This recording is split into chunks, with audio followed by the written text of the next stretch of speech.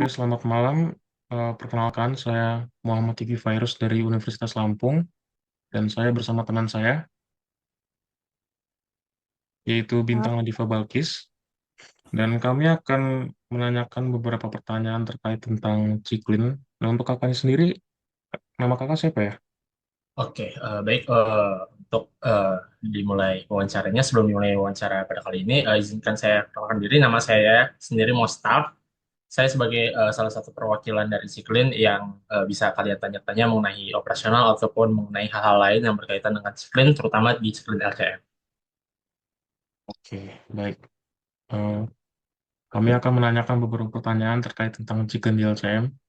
Untuk Oke, Bintang, boleh, bisa silakan. dimulai pertanyaannya. Oke, boleh, Oke, silakan. izin bertanya ya Kak, menurut Kakak apa sih keuntungan terbesar jadi franchisee dibanding kalau kita buka usaha sendiri dari nol?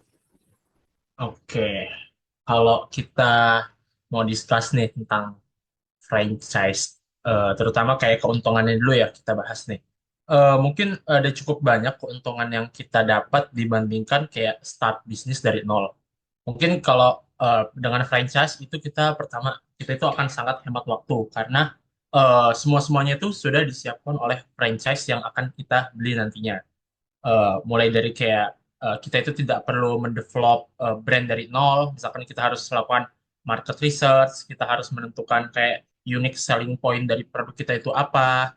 Kemudian juga dengan kita mengambil franchise, kelebihan lain dari franchise yaitu kita sudah akan mendapat customer base. Jadi kita tidak perlu lagi tuh kayak nyari-nyari customer ataupun melakukan riset yang mendalam mengenai customer kita itu dari umurnya itu rentang berapa, dari penghasilannya itu berapa. Nah, itu tuh kita itu tidak perlu lagi karena sudah ada customer base yang dimiliki oleh franchise ini.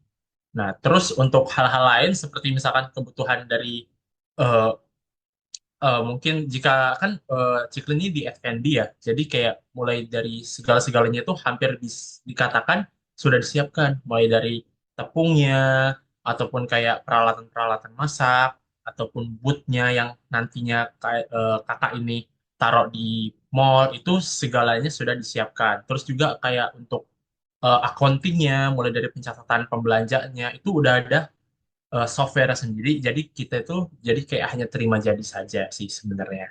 Jadi itu sih kayak kelebihan-kelebihan jika dibandingkan start bisnis dari nol yang prosesnya sangat panjang dan sangat melelahkan.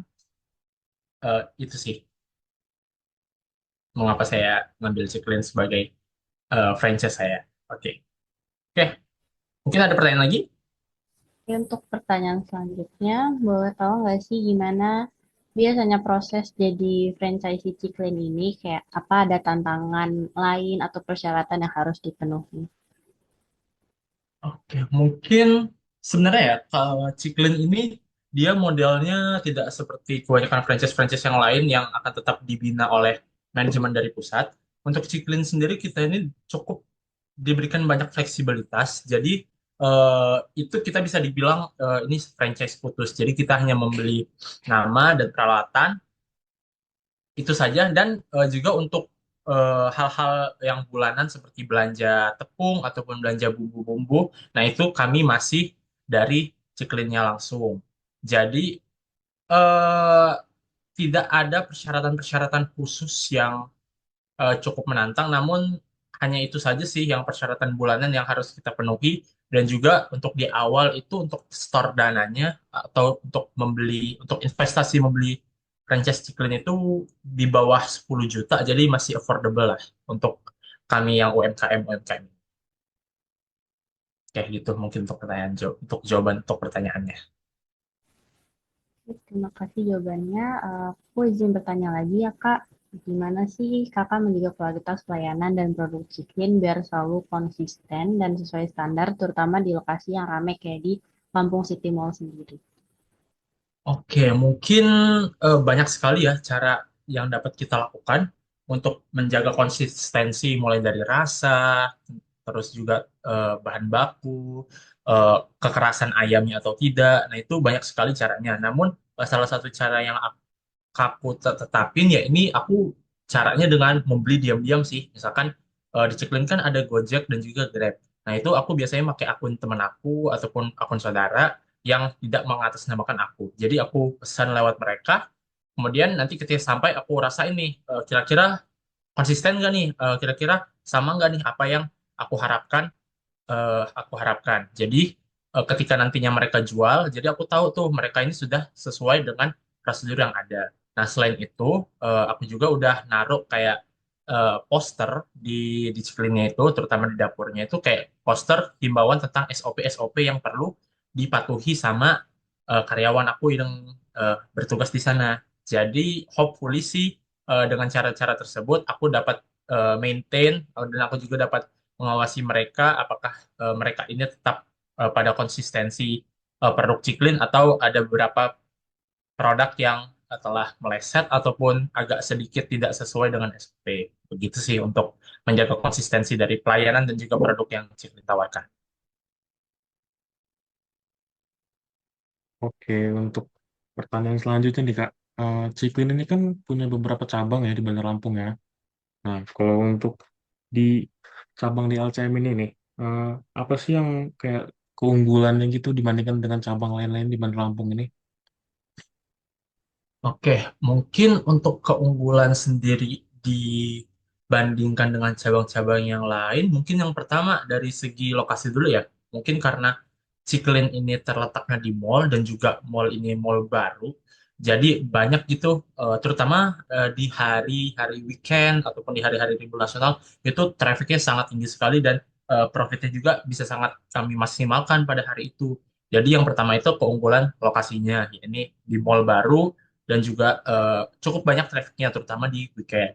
Kemudian untuk keunggulan lainnya, aku sempat coba sih beberapa di Ciklin lain itu ternyata mereka itu menurut aku ya itu nggak seenak apa yang aku buat gitu ataupun produk yang dibuat di Ciklin di LCM. Nah, itu juga pernah juga terkonfirmasi oleh salah satu pembeli aku. Dia bilang bahwa Ciklin yang ini lebih enak daripada Ciklin yang dia beli di biasanya di pinggir jalan ataupun di tempat-tempat yang lain. Nah, berarti hal itu juga memastikan bahwa oh ini berarti menjadi salah satu keunggulan kami karena kami juga tidak main-main dalam memilih misalkan supplier ayamnya. Jadi supplier ayamnya itu kita harus yang ayamnya itu yang baik dan terus juga tahu nih siapa yang ngirim. Jadi eh, setiap suppliernya itu sudah kami seleksi dengan sangat baik. Jadi gitu untuk keunggulan dari pihak-pihak yang lain. Terus juga untuk di mall, karena kami lokasinya di mall, jadi untuk layout dari Ciklin kami ini sangat-sangat baik. Itu bisa, misalkan adik-adik lihat di Google Maps ataupun di IG Ciklin kami, nah itu tampilan dari luar itu sudah sangat baik. Dan jika kita bandingkan dengan Ciklin-Ciklin di tempat lain, itu sangat kayak tidak terawat, mereka tidak ada promosi ataupun bandel-bandel yang menarik perhatian dari pembeli. Gitu sih untuk keunggulan dibandingkan ciklin-ciklin yang lain. Oke, terima kasih untuk jawabannya dan untuk selanjutnya adalah pertanyaan terakhir ya. Eh, Boleh tahu nggak sih kira-kira kalau dari segi operasional di Lampung City Mall itu, apakah lebih sulit atau lebih gampang dibandingkan dengan mall yang lain, khususnya terkait dengan perizinan atau kerjasama dengan pihak mallnya tersebut? Oke, mungkin ini aku akan cerita berdasarkan pengalaman aku aja ya. Jadi untuk tentunya ya, untuk di mall sendiri itu pasti untuk hal-hal ataupun kita melakukan sesuatu atau melakukan perubahan itu pastinya akan cukup ribet karena pertama kita itu di sana itu hanya menyewa, kita tidak punya mall itu. Jadi apapun yang kita lakukan, kita itu harus izin dulu terhadap manajemen. Nah, jadi jika manajemen mengizinkan, baru kita boleh melakukan hal tersebut. Terus juga terdapat beberapa hal yang perlu kita pertimbangkan seperti kayak pembuangan sampah, pembuangan minyak, terus dari asap dari penggorengan itu juga tidak boleh tersebar ke seluruh mall. Jadi terdapat beberapa hal-hal teknis yang cukup ribet yang harus kita patuhi di mallnya nanti. Kemudian untuk perizinan ini juga cukup birokratis. Contohnya pada kemarin itu kami sempat ingin menaruh banner dan itu kita tidak boleh langsung menaruh banner gitu. Kita harus izin kayak izin mau naruh banner tentang apa, terus dari usahanya yang mana, terus lokasinya juga harus kita tentukan dengan jelas. Nanti jika manajemen sudah mengizinkan, biasanya kita akan dibantu oleh satpam ataupun oleh karyawan-karyawan yang lain untuk membantu meletakkan eh, promosi Ciklin tadi atau banner tentang promosi Ciklin. Gitu sih. Jadi jika dibandingkan dengan hal-hal yang lain pasti lebih ribet kalau di mall. Apalagi ini mall baru kan. Jadi ya kita tetap saja harus mematuhi birokrasi-birokrasi yang ada di mall tersebut. Gitu sih untuk jawabannya. Oke, terima kasih banyak atas jawabannya. Sepertinya ini sudah cukup untuk pertanyaannya ya. Eh, Kami dan saya dan teman saya ingin mengucapkan terima kasih banyak atas waktunya dan sekian dari kami. Selamat malam. Oke, selamat malam.